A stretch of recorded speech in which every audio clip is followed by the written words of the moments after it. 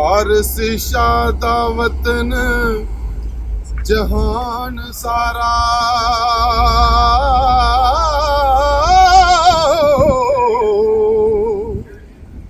वारिस चन्न सितारे दी गल करदा, जदे इश्क नू आशिक ईमान कहंदे,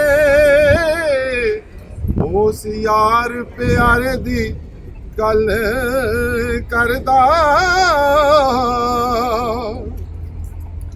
जेड़ा लैला तुल कदर विच नजर आवे,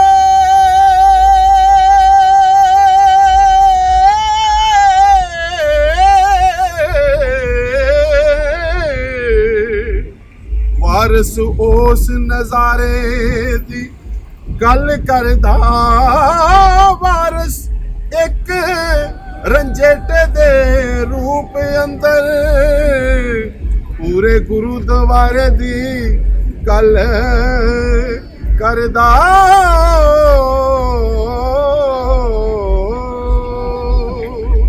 देखो इस वेले नायगरा फॉल झील दा पानी उधरों आ रहा है, थल्ले डिग रहा है, और इधर बिल्डिंगां कितनी खूबसूरत।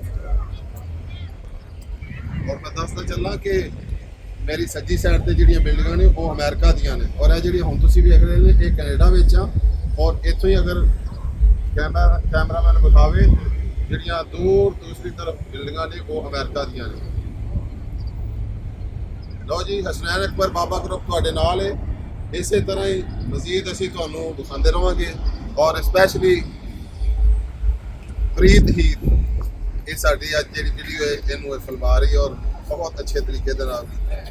थैंक यू जी, बहुत शुक्रिया।